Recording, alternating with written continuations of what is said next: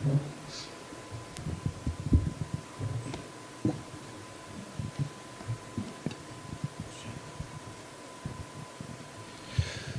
up, buddy? How's it going? Good, man. So, MMA media tournament. You want to see us all fight each other? Who are you booking? I want to see everybody. Man, when that whole thing blew up, I was looking forward to booking a fight just so I could face everyone and say, ask me to my face what my intentions were, because they weren't malicious. As you probably have heard me speak about it, but yeah.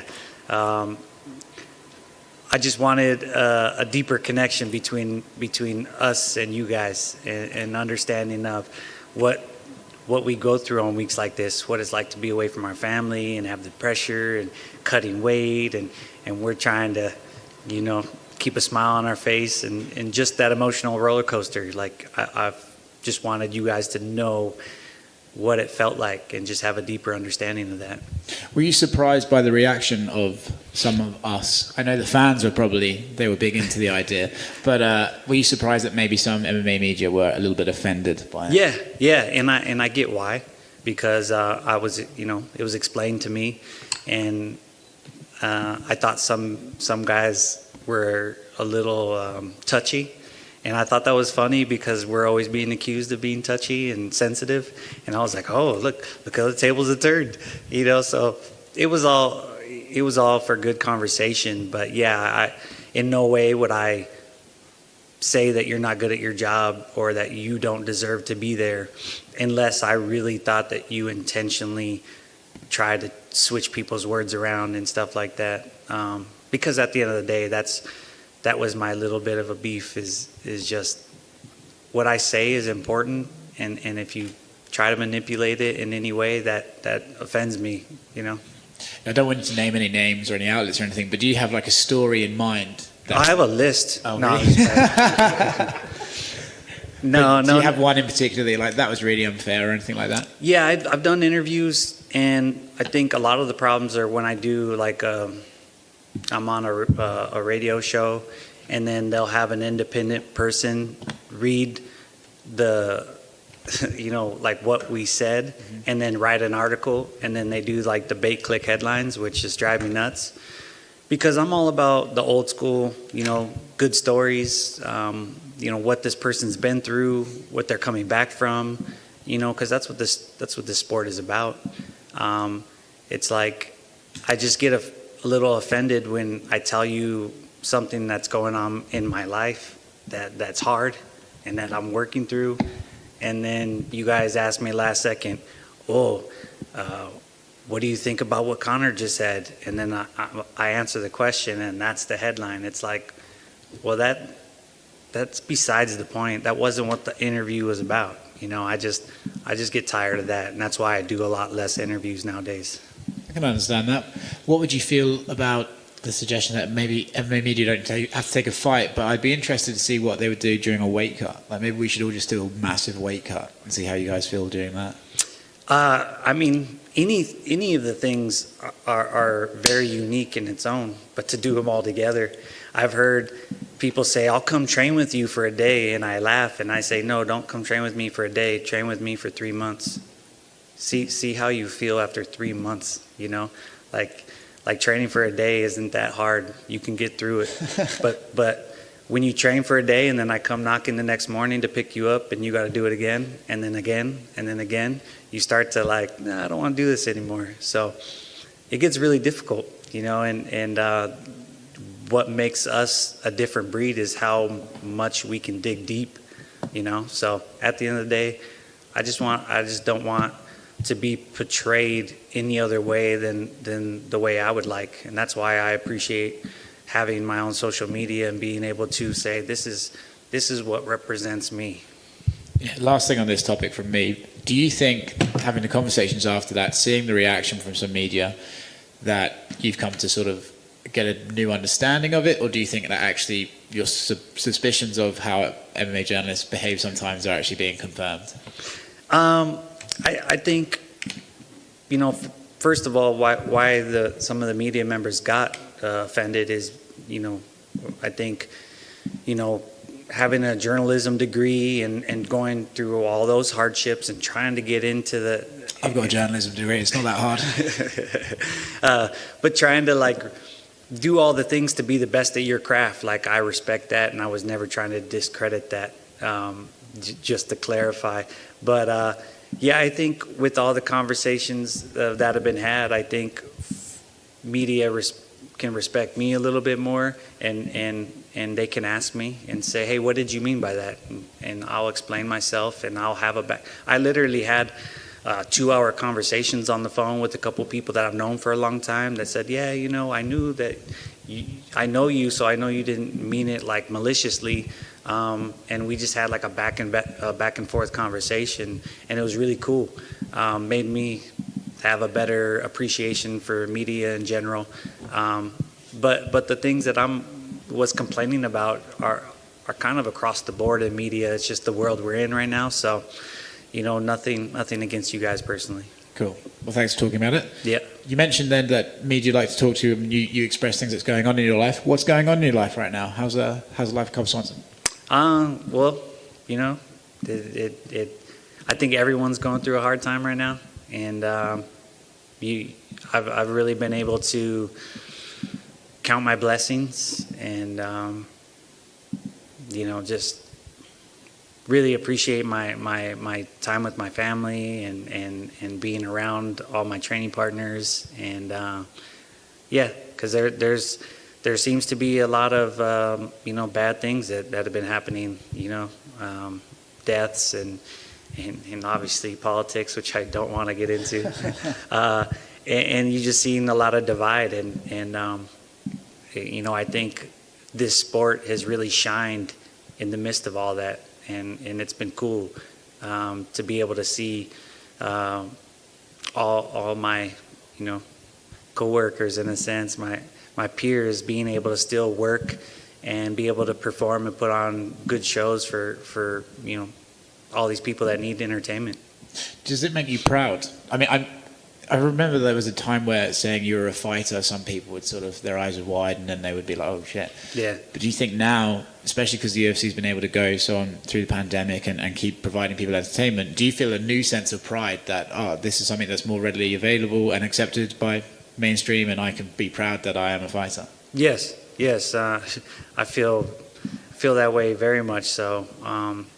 When I first got into this sport, I had been getting into trouble. You know, my story. I was a little bit of a punk kid and had gotten into trouble. And when I found Brazilian Jiu-Jitsu, and that got me off of, you know, drugs and, you know, just living this lifestyle that I shouldn't have been, became an obsession for me. And then transitioning into fighting, I saw it as like, this is it. This is what's going to keep me on the right track.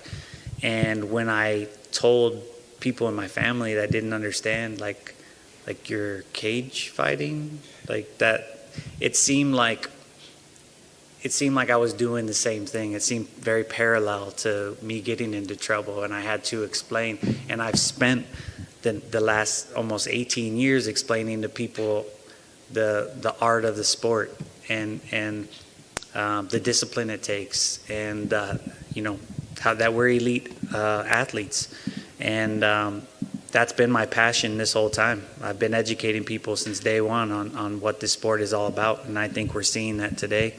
I think we're finally getting the respect up there with the biggest sports. Like, you know, this is the realest sport there is. It's one-on-one.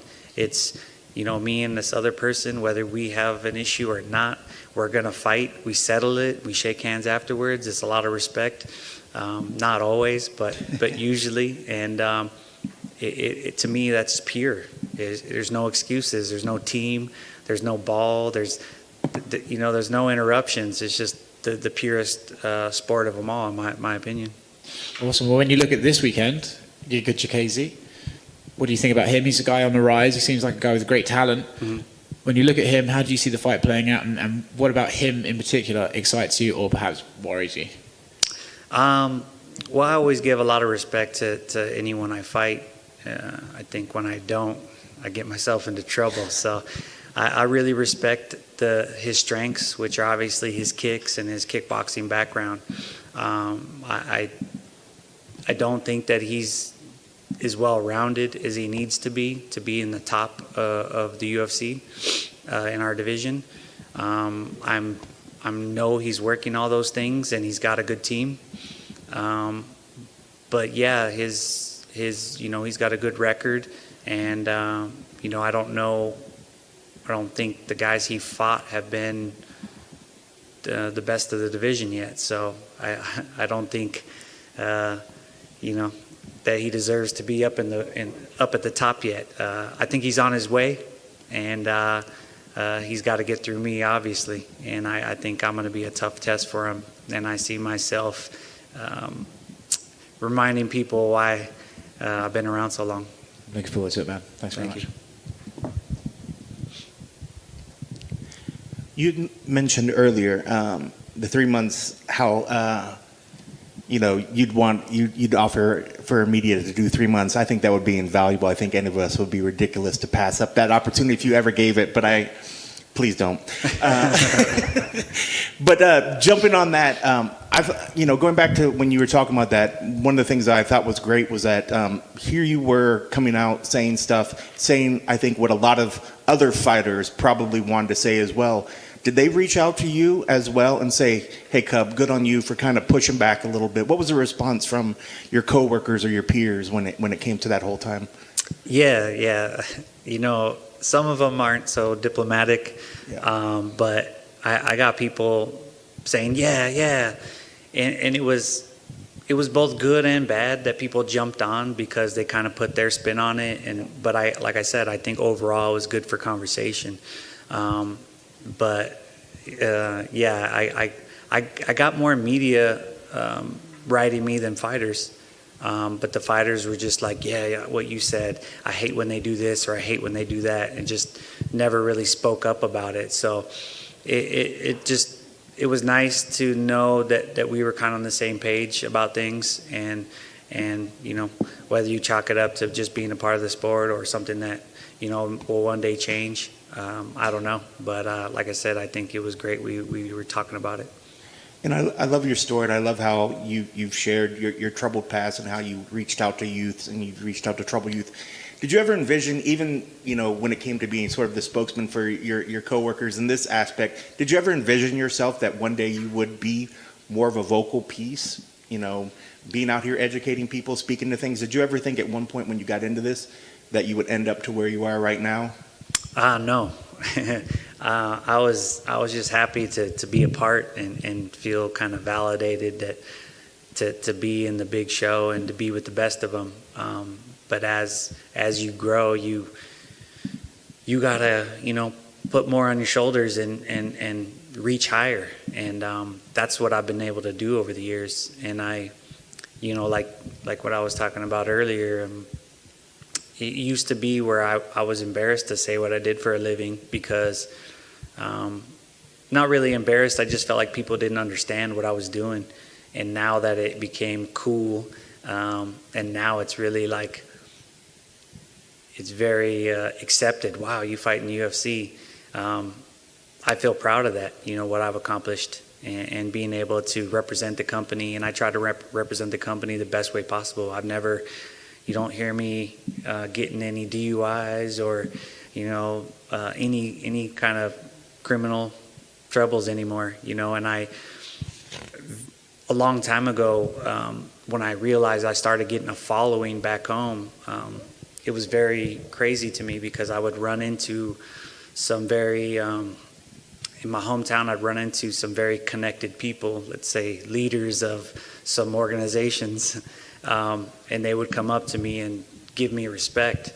And I realized that these people were respecting me, and the police officers were respecting me, and teachers. And I realized that people were starting to look up to me. And I had the opportunity to make a good impact or a bad impact. And sometimes I get frustrated with athletes that don't care and don't want to have a positive influence because you don't want that responsibility, but you have that responsibility. And so I just decided from then on that I would try to be a good influence. And as I've gotten more mature and older, I've talked about, the fears of fighting, the ups and downs, just because the next generation, I want them to have somebody that they can learn from. For me, being in the locker room with George St. Pierre and him talking about how he didn't want to be there with like the most, somebody who is like so dominant at the time was just terrified and didn't want to be there. And I was like, wow, he gets nervous? It made me feel like my feelings were okay, so I want the next generation of fighters to understand that it's all part of being tougher. You have those feelings, you have those emotions, you deal with it head on, and you make the best of it. And I feel like, it just kind of makes you better at life. And what I love about that sentiment is trying to leave the lasting impression of a role model, whereas I think in this day and age, and get your thoughts on this, a lot of times it's almost the guys that come out and play the heel, play a character, are going out and maybe representing something to get that bigger initial paycheck next, that next big thing, but maybe aren't talking about the lasting legacy. What is more important? I'm sure, obviously, the big paychecks are always important, but at the end of the day, what is it? Is it more about what you want to leave after in how you carry yourself through this career, or is there ever a day when Cub is going to turn heel and start, giving us all these crazy antics and things? No, I've tried to be true to myself from day one. And, I tried out for season 5 of The Ultimate Fighter, and they basically said that I didn't have TV personality, and I was okay with it, because I said, if I don't get on trying to being myself, I'm okay with that. But if I didn't get on and I tried to play a role or a character or tried to be something I wasn't and I didn't get on, or even if I did trying to be something I wasn't, I wouldn't feel good about it. So that's been how I've been the whole way. I feel like when you're trying to pretend to be something you're not, you may make more money, but is that worth it in the long run? That money comes and goes. For me, it's about, I always envisioned walking my kids to school one day, and if someone's going to be like, hey, Cub, you were a prick, or it's like, I don't want that. I want them to be like, hey, I loved watching your fights. You always brought it. You're always been like a cool dude. So that's been like my mentality the whole way. That's wonderful.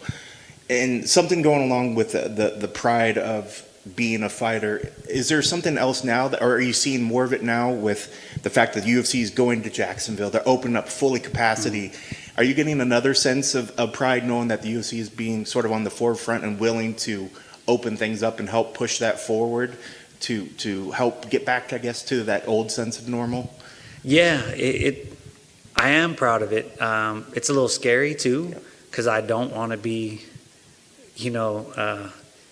having owned businesses and knowing about liability, and it gets scary to think like, okay, we don't want anything bad to happen, so you're hoping for best case scenario. But it's pretty cool to see the UFC be the forefront of that before all other organizations, and no one wants to make the mistake. And Dana's been, like I said, really good about it. So my hat's off to the UFC for everything they've done. And I think the staff, having worked this whole time, it's been amazing.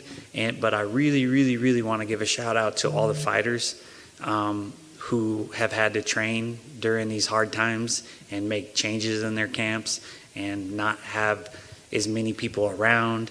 And I think the fighters deserve a hell of a lot for being able to show up ready to fight during all of this, because a lot of guys didn't even have their gyms open. So to ask a fighter to show up and be ready without even having your essential things there, like I said, I think my hat's off to them. And like I said, my hat's off to the UFC for making that available for us and being able to still provide for our families.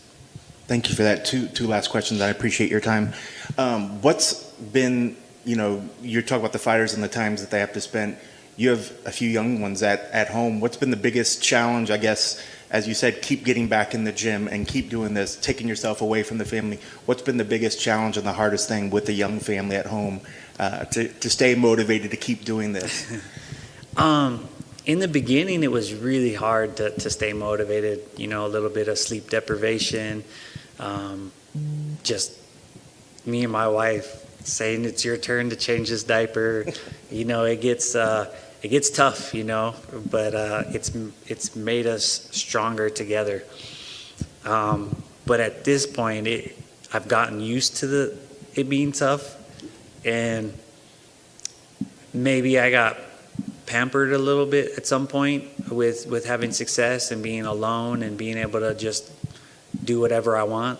And this is, they say that fighters need some struggle in their life, and I got 3 kids. It's a lot of struggle. So I'm able to hang out with them, and I finally learned how to have the balance between it. So I work out really hard, and then I hang out with them. And then we have help during the week on certain days that I can take advantage of the rest. But I'm with my kids just as much as I'm training, and I think it's awesome. And that's been important to me because I don't want to keep putting them aside to chase a dream that I've been chasing for, selfishly for years. Now is the time to slowly transition out healthy. That way when I'm done fighting, it's not like a shock. Like I'm slowly transitioning out and making a life for myself, beyond fighting. And I have my family to thank for that. And that made me think, and I'm not trying to push you out, but since you brought that up, what is the timeline? What is the dream scenario? We talking 4 years from now, 3 years, 5 years, 10 years? What is the is there a plan? Is there a sort of a set date? Is it an age? Is it an amount of fights? Yeah, just I honestly think I got a couple more years. I don't want to. I literally take every fight like it's my last.